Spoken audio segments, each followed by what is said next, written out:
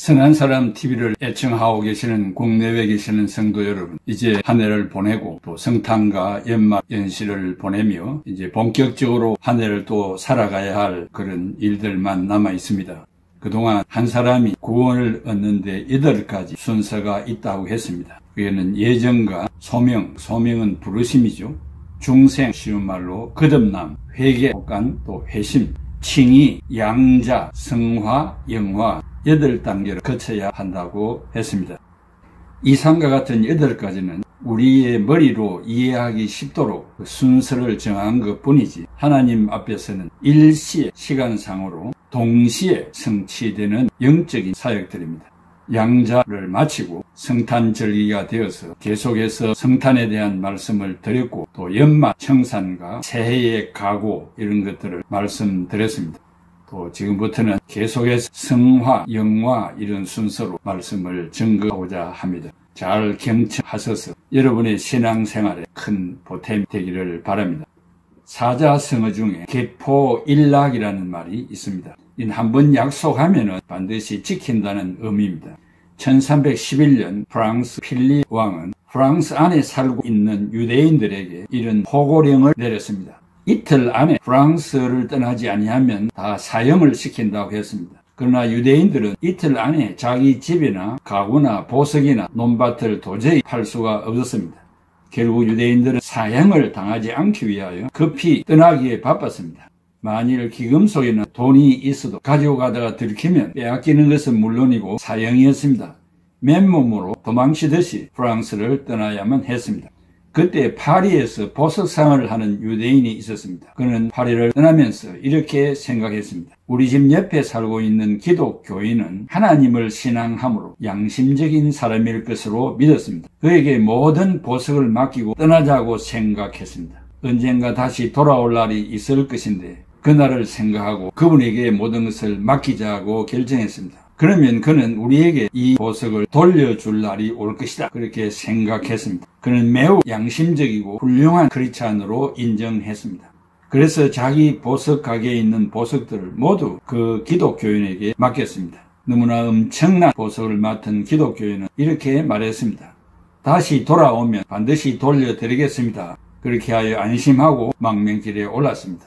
세월이 많이 흘렀습니다. 필립 왕도 세상을 떠났습니다. 유대인들에 대한 박해도 완화가 되었습니다.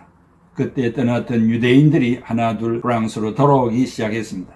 보석을 맡긴 상인도 돌아오는 대열에 끼어 있었습니다. 보물이 있는 곳에 마음도 있었기 때문입니다. 돌아와서 기독교인을 찾아서나 찾을 길이 없었습니다. 실망하지 않고 그를 찾아 나섰습니다. 그는 백방으로 수소문하여 그를 찾았습니다. 기독교인은 사업의 실패로 전 재산을 다 잃고 말았습니다. 그래서 집도 팔고 이사를 간 것이었습니다.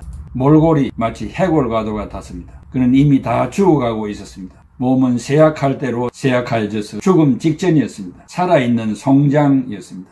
그런데 그는 나무 상자 위에 앉아 있었습니다. 유대인이 들어서자 그는 알아보고 놀라면서 반가워했습니다. 그러면서 그는 이렇게 말했습니다. 여기 당신의 보물이 있어 소중히 간직하여 왔죠. 예상하지 못했던 일에 유대인은 놀라서 물었습니다. 어떻게 이처럼 어려운 환경에서 내 보물을 보관하였습니까? 당신 재산은 다 잃어버리면서 내 보물을 어떻게 이 상자에 그대로 가지고 계셨습니까? 그 기독교인이 말합니다. 내 것이 아닌데 어떻게 손을 댈 수 있겠소?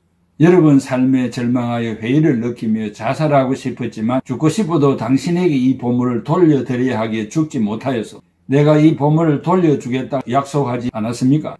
나는 내가 한 약속을 잊지 않고 당신을 기다리느라고 죽지 아니했소. 이제 받으시오. 그는 깔고 앉아있던 보물 상자를 내밀었습니다. 유대인은 깊은 감동을 받았습니다. 그리고 이렇게 말했습니다. 할아버지, 과거를 잊으십시오. 이제 받을 축복만 남았습니다. 이 보물의 반은 할아버지의 것입니다. 그리고 할아버지는 내 식구입니다. 이 보물을 같이 쓰며 같이 살 식구입니다. 아팠던 과거를 잊으십시오. 지금부터 나와 행복한 미래만 있을 것입니다. 그리고 영원한 식구로 같이 살았다는 아름다운 이야기입니다. 그래서 약속은 잊지 않고 꼭 지켜야 하는 것입니다. 이것이 품성 중 하나인 약속을 지키는 자에게 주어지는 축복입니다. 중생한 크리스찬의 약속 실천을 보고 부끄러움을 감출 수가 없습니다. 그리고 위대하신 하나님의 구원의 약속은 더더욱 확실함이 변함이 없습니다. 성화, 즉 품성이란 무엇입니까? 하나님의 양자 된 자들이 어떻게 살아야 하는가를 구체적으로 말해주는 내용입니다. 고린도전서 2장 14절 15절에 육에 속한 사람은 하나님의 성령의 일들을 받지 아니하나니 이는 그것들이 그에게는 어리석게 보이며 또 그는 그것들을 알 수 없나니 그러한 일은 영적으로 분별되기 때문이라. 신령한 자는 모든 것을 판단하나 자기는 아무에게 판단을 받지 아니하나니라. 로마서 7장 22절에 내 속 사람으로는 하나님의 법을 즐거워하되. 성화는 성령의 내재하심과 성령의 인도 때문에 성도 개인의 죄에 대한 저항이 발동하여 악을 포기하고 선을 실천하는 행동을 말합니다. 새는 날아가면서 뒤를 돌아보지 않는다. Birds don't look back as they fly away 라는 시를 쓴 유시화 씨가 소개한 일화입니다. 성화란 무엇입니까? 신유시화와 배우 김혜자 권사는 네팔로 선교여행을 갔다가 수도 카트만두 외곽에 있는 유적지를 방문했을 때 겪은 일화를 소개했습니다. 김혜자 권사는 한 노점상 앞에 걸음을 멈추더니 주인 여자 옆에 가서 앉았습니다. 장신구를 펼쳐놓고 파는 여자였습니다. 유명한 관광지라 노점상이 많았습니다. 마음에 드는 물건이 있나 했더니 아니었습니다. 장신구를 파는 여자는 고개를 숙이고 울고 있었습니다. 눈물은 그가 파는 싸구려 장신구들 위에 뚝뚝 떨어져 있었습니다. 놀랍게도 김혜자 권사는 그 여자 앞에 앉아 그녀의 손을 잡더니 함께 울기 시작했습니다. 노점상 여인은 울면서 김혜자 권사를 바라보았습니다. 얼마 뒤 그 눈물은 웃음 섞인 울음으로 바뀌었고 이내 미소로 변했습니다. 김혜자 권사는 팔찌 하나를 고른 뒤 노점상 여자에게 300불을 손에 쥐어주고 일어났습니다.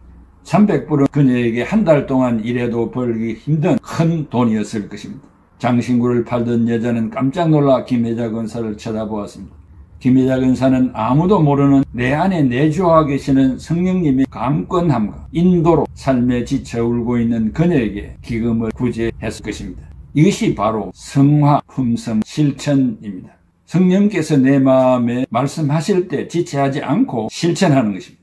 성화는 내 안에 계시는 성령님이 신호에 민감하게 대처하는 것입니다. 신약 성경 요한 1서가 강조하는 성화의 의미는 몇 가지가 있습니다. 그 첫째는 중생하여 성화의 삶을 사는 자는 죽음에 이르는 죄를 범할 수가 없습니다. 요한 1서 5장 16절에 누구든지 형제가 사망에 이르지 아니하는 죄를 범하는 것을 보거든 구하라. 그리하면 사망에 이르지 아니하는 범죄자들을 위하여 그에게 생명을 주시리라. 사망에 이르는 죄가 있으니 이에 관하여 나는 구하라 하지 않노라. 신약 성경에서 가장 해석하기 어려운 구절 중 하나입니다. 사도행전 5장 1절에서 10절에 아나니아와 삽비라에게 일어난 일과 비교할 때 가장 잘 해석될 수 있을 것입니다. 사망에 이르는 죄는 무엇입니까? 고의적이고 연속적이며 회개하지 않는 죄입니다. 마음은 하늘을 향하나 육신으로 따라오는 죄의 세력을 이기지 못하는 죄, 성령 회방 죄입니다. 남을 대접하고자 했으나 부지중에 손해를 끼친 죄, 하나님의 뜻인 줄 알고 따라서나 잘못된 일을 한 죄, 예수 그리스도를 의도적으로 부인하는 죄. 신자가 회개하지 않고 계속 범죄할 때 하나님이 더 이상 생명 연장을 허락하시지 않으시는 시점이 있다고 말합니다. 그 시점에 이르면 하나님은 완고하게 죄를 짓는 신자의 생명을 거두어 가시기로 결정할 수 있습니다. 더 이상 생존의 의미가 없어서 사망을 결정하셨는데 그 사망은 지옥이 아니라 육체적인 죽음을 말합니다. 하나님은 때때로 고의적으로 하나님에게 불순종하는 사람들을 제거함으로써 교회를 정결하게 하십니다. 사도 요한은 사망으로 인도하는 죄와 사망으로 인도하지 않는 죄를 구별하고 있습니다. 성도들의 모든 죄가 동일하게 처리하지 않는 이유는 모든 죄가 사망으로 인도하는 죄, 즉 죽을 만큼 수준까지 오르지 아니했기 때문입니다. 더 쉽게 풀이하면 아직도 예수 그리스도를 신앙하고 있고 부족이 있다면 성별된 삶을 살지 못하는 잠자는 신앙 때문입니다. 사도행전 5장 1절에서 10절, 고린도전서 11장 28절에서 31절을 보면 하나님이 육체의 삶을 중단시킴으로써 교회에서 고의적이고 계획적으로 진행된 죄를 중단시키십니다. 이것은 아마도 바울이 고린도전서 5장 5절 이런 자를 사탄에게 내어 주었으니 이는 육신은 멸하고 영은 주 예수의 날에 구원을 받게 하려 함이라 라고 했습니다. 육신의 멸망이 의미했던 바일 것입니다. 사도 요한은 우리가 죄를 짓고 있는 그리스도인을 위해 기도해야 한다고 합니다. 그러면 하나님이 우리의 기도를 들어주실 것입니다. 하지만 끝까지 회개하지 않고 죄를 짓는 신자의 생명에 대해 하나님이 그 생명을 거두어 가시기로 결정하시는 때가 올 수 있습니다. 그렇게 고집센 사람으로 하나님을 두려워하지 않는 자에게는 기도의 효과가 나타나지 않을 것입니다. 하나님은 선하시고 의로우십니다. 하나님은 마침내 우리를 에베소 5장 27절에 티나 주름 잡힌 것이나 이런 것들이 없이 거룩하고 흠이 없게 만드실 것이라고 했습니다. 그 목적을 위해 하나님은 자기 자녀들을 징계하십니다. 주여, 우리가 사망에 이르는 죄를 저지르지 않고 우리 마음이 강팍하여지지 않도록 보호해 주시옵소서 기도해야 합니다. 둘째, 예수 그리스도가 하나님의 아들이시고 육체로 초림하신 것과 재림을 부인하지 않습니다. 요한일서 4장 2, 3절에 이로써 너희가 하나님의 영을 알지니 곧 예수 그리스도께서 육체로 오신 것을 시인하는 영마다 하나님께 속한 것이요 예수를 시인하지 아니하는 영마다 하나님께 속한 것이 아니니 이것이 곧 즉 그리스도의 영이니라. 오리라 한 말을 너희가 들었거니와 지금 벌써 세상에 있나니라고 했어요. 사도 요한은 거짓 선지자가 세상에 왔음을 말합니다. 다양한 영들, 이것은 예수 그리스도께서 육체로 오신 것을 부인하는 영들입니다. 하나님의 영은 예수 그리스도가 육체로 오신 것을 믿는 영인데 여기 오신 것, 헬라말로 엘코마이, having come, 현재 완료로 사람의 몸을 입고 초림하셨습니다. 그 예수 그리스도가 지금까지 일하고 계심을 문법적으로 말하고 있습니다. 있나니라, 헬라말로 에이미, 영어로 is, 현존하고 계시는 상태입니다.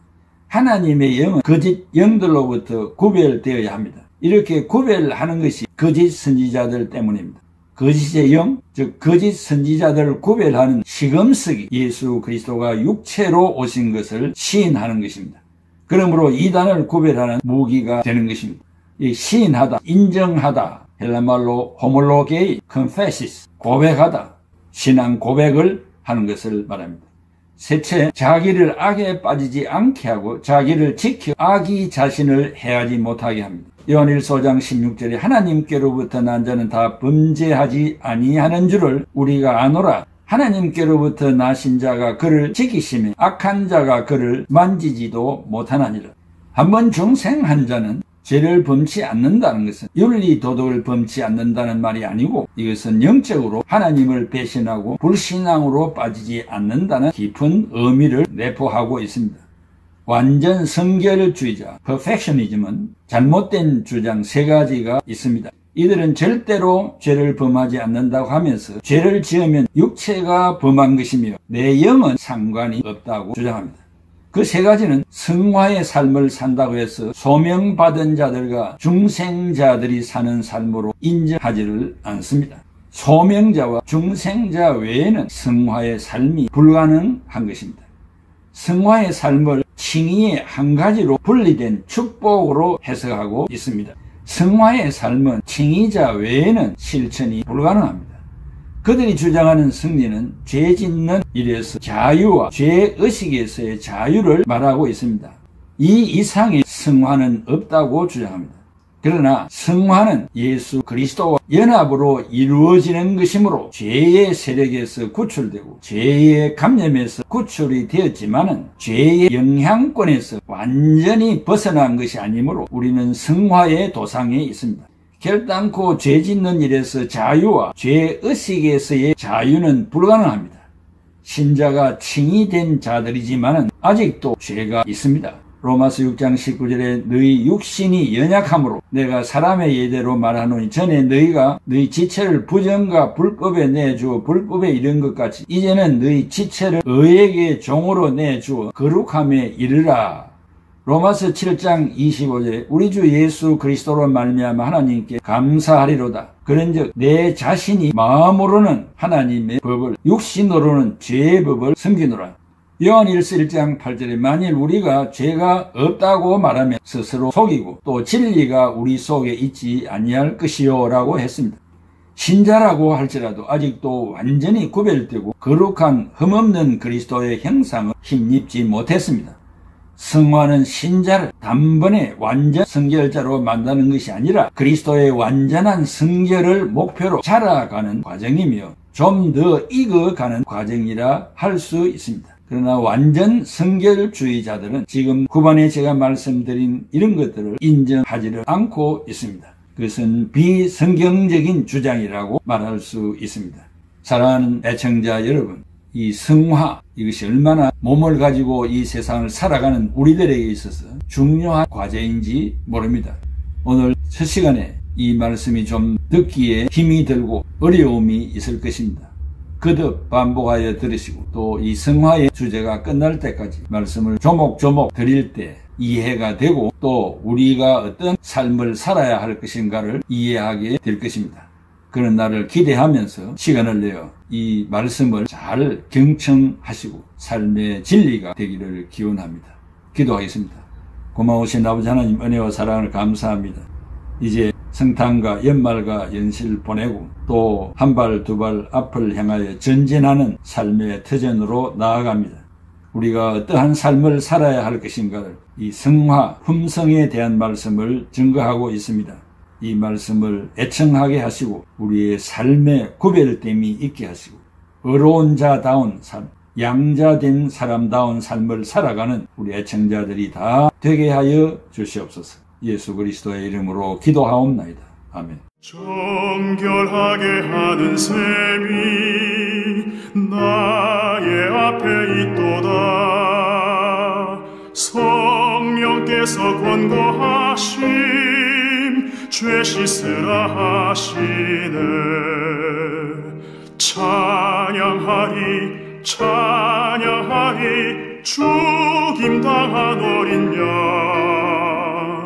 주께 영광 돌리어라. 우리 죄를 씻어주셨네. 나의 가는 길이 좁고 내 뜻대로 안 돼도 모든 욕심 다 버리고 주만 따라가겠네. 찬양하리 찬양하리 죽임당한 어린 양 주께 영광 돌리어라. 우리 죄를 씻어주셨네. 나의 마음 제단 위에 불길같이 타올라 영원토록 찬양하며 주께 영광 돌리네. 찬양하리 찬양하리 죽임당한 어린 양 주께 영광 돌리어라. 우리 죄를 씻어주셨네.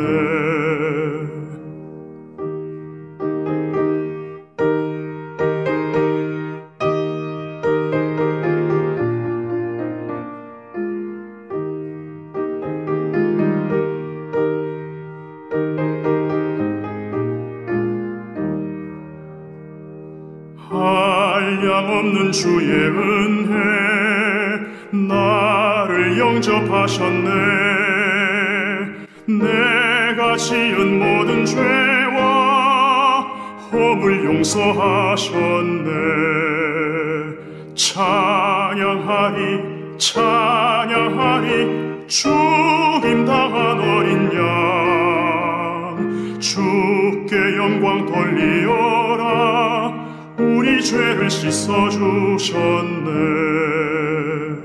성부 하나님께 영광, 성자 예수께 영광, 성령님께 또한 영광 모두 돌려드리세. 찬양하리 찬양하리 죽임당한 어린 양 주께 영광 돌리어라. 우리 죄를 씻어주셨네.